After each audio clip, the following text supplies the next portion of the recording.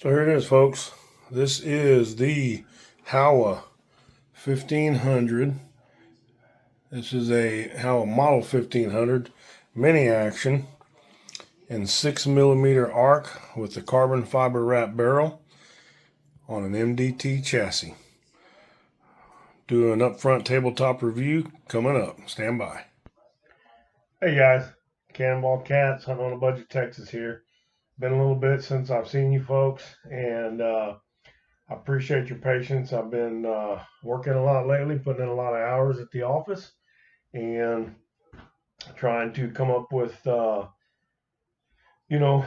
my next thoughts are going to be on a build and a collection, and getting out to the range and shooting. My firearms are tools that I use. I take good care of them, but they are tools that I use, and I don't just want to pick up a firearm just because it's cool. I want to pick it up because I'm going to want to fire it and shoot it, whether it be at the range or whether it be hunting, whatever the use is, the philosophy of use with it. I want it to be for some philosophy of use other than just being a safe queen. I've got a couple that are probably safe queens in there, but typically I build out firearms to use them. And I've got one here that wasn't a built out firearm. I'm going to show you guys. You just saw the intro to it. It actually came in a whole nother package, and you can take a look at the picture right here.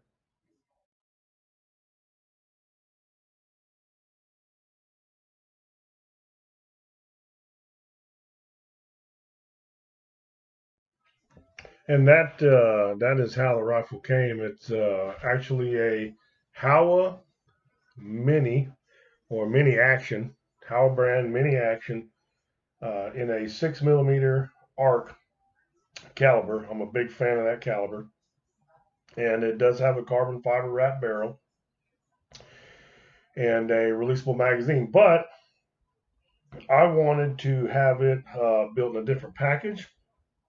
Not so much because I didn't like the Mini Hunter stock. I intend to use the Mini Hunter stock when I need to use it because it's a simple drop-in package back and forth. But most of my time with this firearm is going to be spent in what I built it out in or replaced and set it in here recently.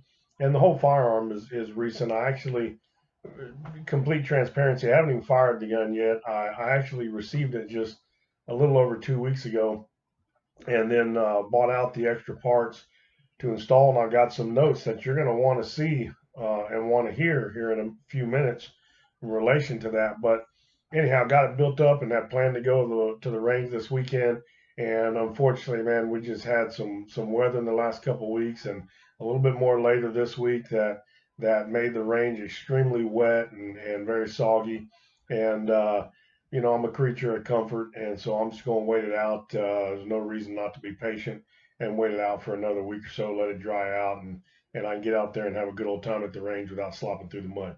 But I'm gonna grab that firearm and get it close for you. All right, guys, I'm back, and here it is. And I'm sorry for the poor light conditions, just so you know. I apologize. But here it is right here. This is the Howa. This is, well, let's do a safety check first, make sure everybody knows we're safe. We got nothing in there.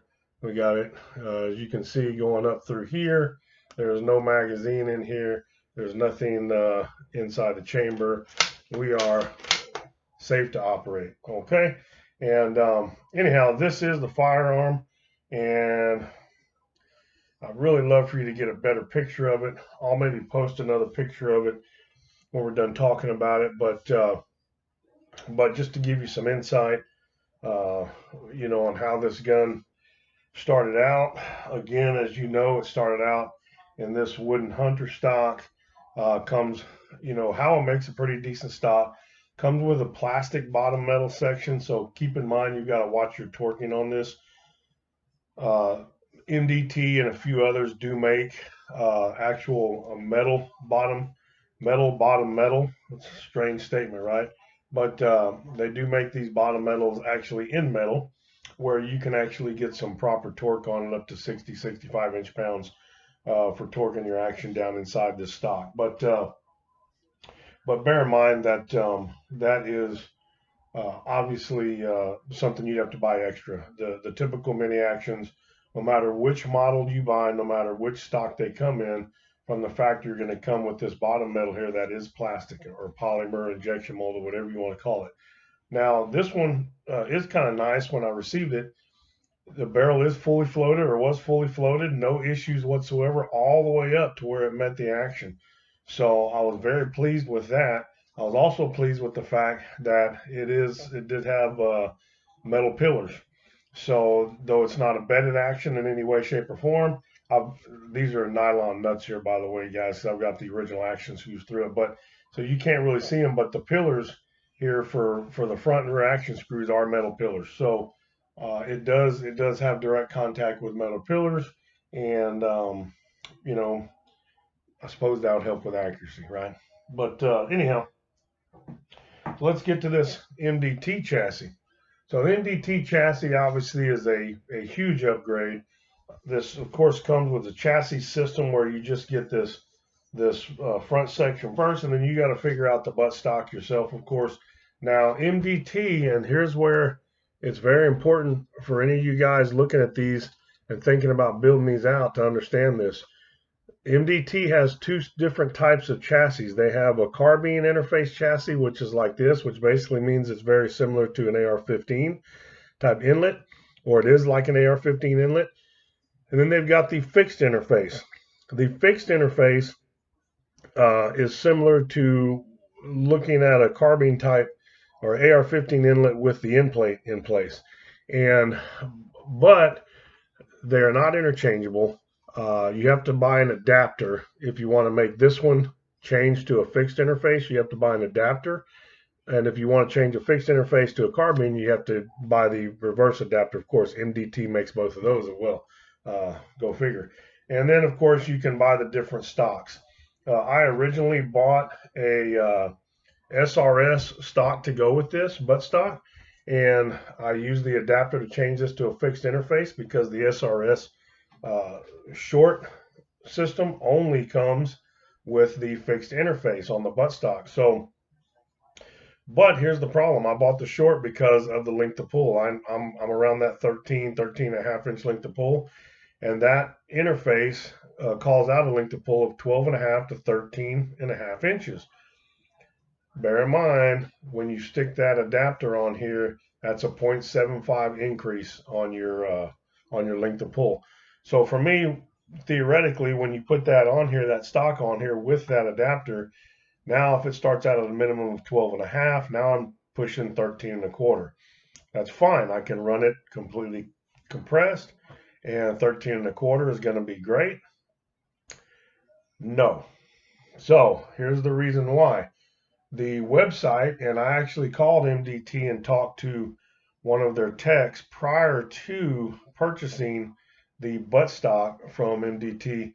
Their rating, which unfortunately the person I talked to was either unaware or didn't understand my question clearly, but their rating of 12 and a half length of pull with that SRS short stock is when it pertains only to a fixed interface chassis.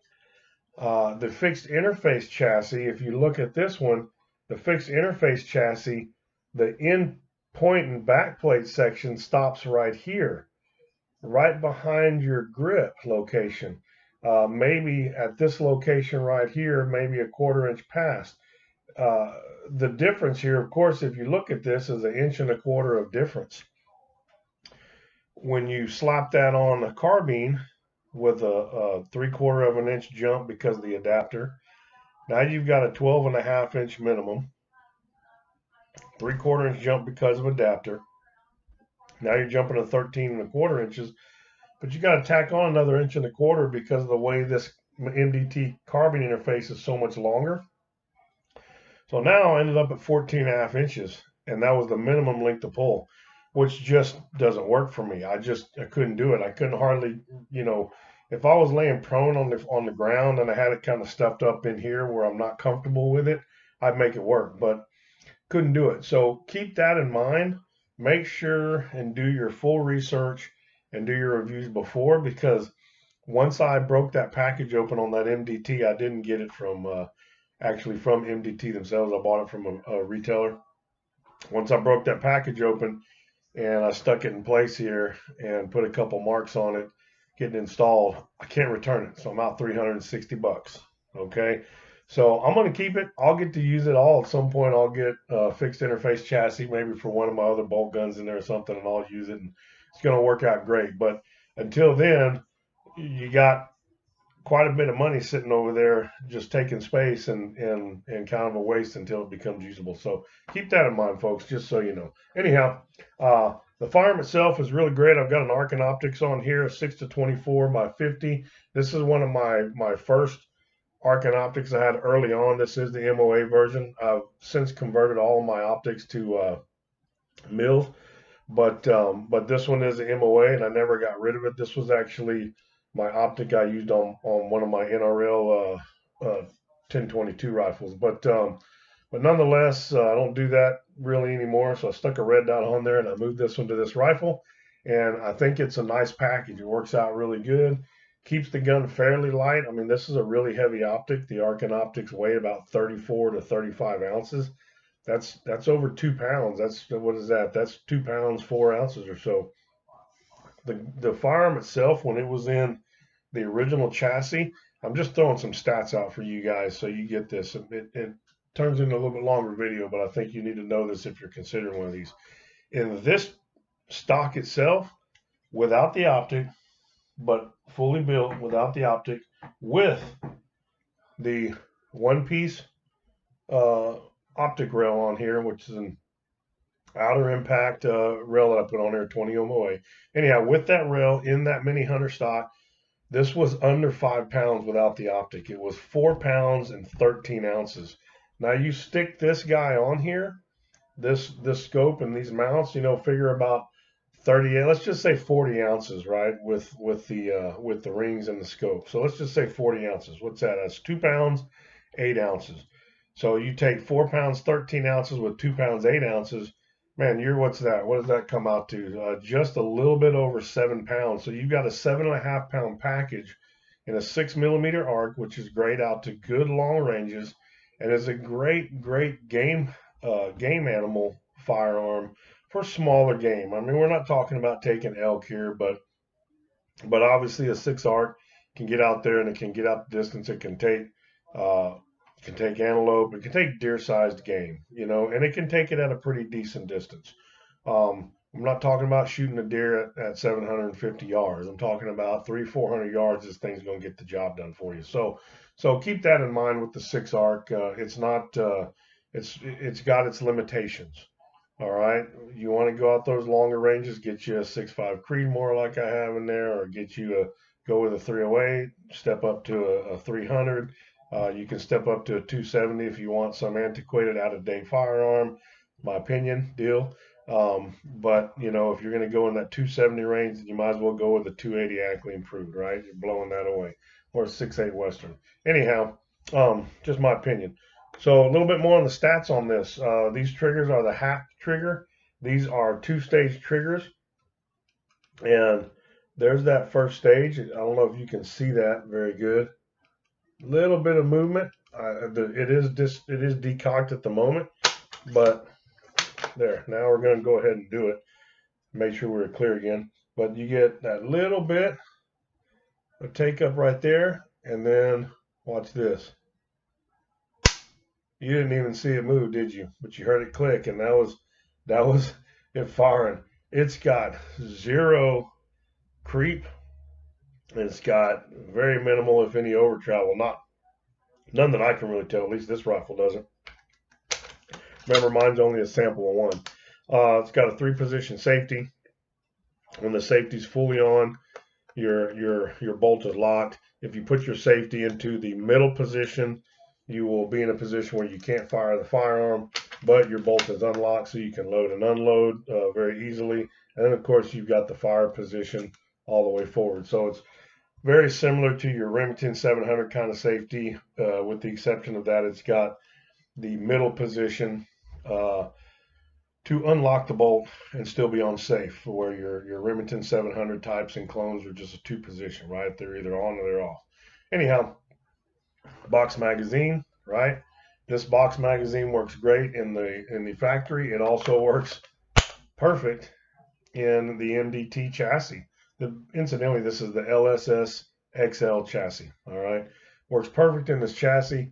There have been some people that have complained about the magazine coming out, but what I've figured out with this is you have to let the chassis, you have to allow the chassis to let the magazine go before you can remove it. So if you go in here and you put your finger and you're trying to pull this out, look, you're just fighting yourself. What you've got to do is you got to come in here and you got to push that down. Let me get where I can, there, right there. I can't do it as an awkward position, but you can see it pops the magazine out itself. So again, let me see if I can do this where you can see it on camera better. Pull that down, and then it releases it, and then you can take the magazine out. So keep that in mind, guys. It's a little bit awkward, but you get used to it. Trigger pull. A lot of folks talking about the trigger pull on these guns. Trigger pull weight. I'll give you a quick shot. Jump to a little video here of the trigger pull, and show you what we got. I'll do 3 pulls on it, and you'll be able to see exactly what this is. But I'm going to tell you right now, nothing of what I've read or heard anywhere else is what I'm experiencing. I've read and heard that these triggers are slightly adjustable, and you have to clip springs, and you have to take some of that white glue off, which I'll confirm it's on the trigger, white glue off at the adjustment screw inside there, because it's not meant to be adjusted. Just to get it down and try and get it adjusted down below 3 to 4 pounds. I'm telling you right now, my trigger is less than 2 pounds. It's a perfect hunting trigger. It's almost a perfect competition trigger. My average the other day, and it'll vary just a little bit depending on where you put it on here, but my average the other day was right around 1 pound, 8 ounces.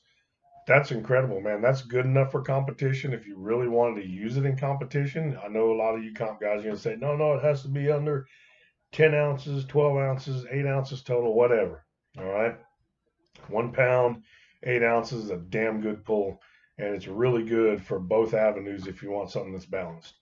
3 to 4 pounds is a great hunting poundage on a trigger. I like mine a little bit lighter, so when I got this, I was extremely happily surprised. But anyhow, let's cut to that real quick. Let me show you those trigger pulls, and we'll come right back here again for a final closing.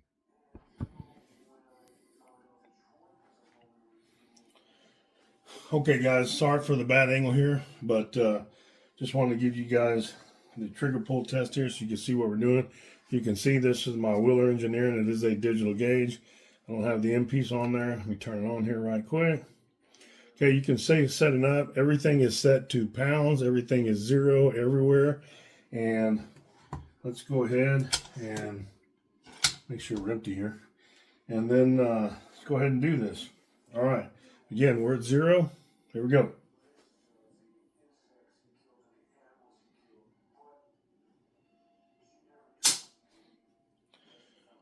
£1 pound. See if I can get there. £1 pound, 12.7 ounces. Let me enter that. Bam. You can see that's entered. And we're ready for the next one.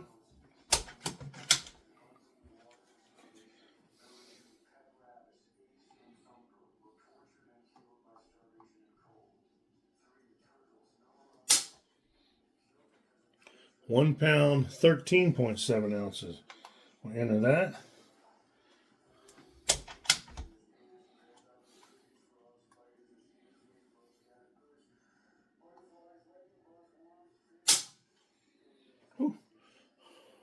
£1 pound, 9.6 ounces.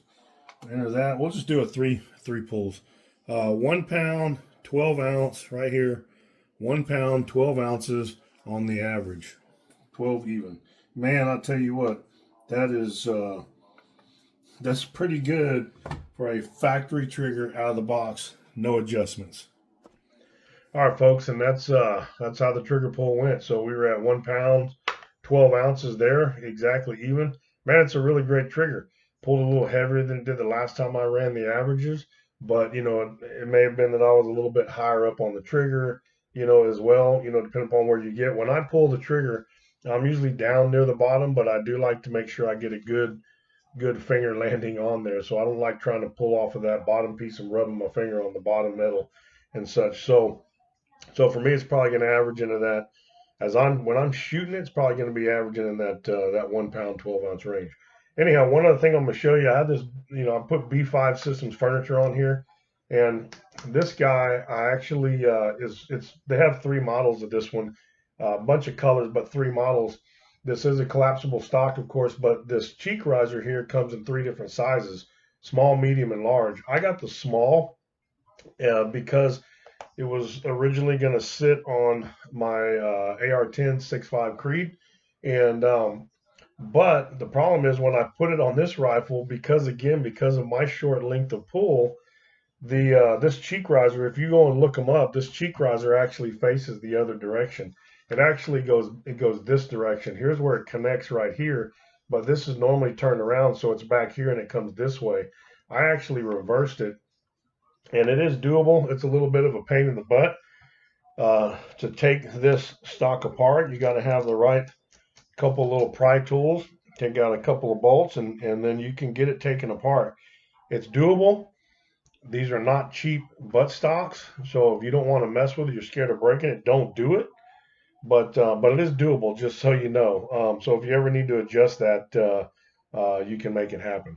Anyway, that's what I got, folks. By the way, when I dropped it in here, I did it by the MDT specs on the action screws, 65 inch-pounds, and so we should be good and tight and should be good to go. But otherwise, we are we're all set. I appreciate you guys tuning in. Once I'm able to get to the range, got an MDT 8.6-inch Arca rail on here as well for my bipod. But when I get to the range and I get a chance, I'll try to put a follow-up together and let you know how this firearm shoots. Again, I had planned to go this weekend. I had 4 different types of ammunition. Basically, I had out of 6 factory-made type ammunition, I had 4. I had the Hornady Black. I got the HSM tipping point with the SST 95 grain. I got the ELDX 103. Hornady Precision, and I got the Hornady Precision Match ELDM 108.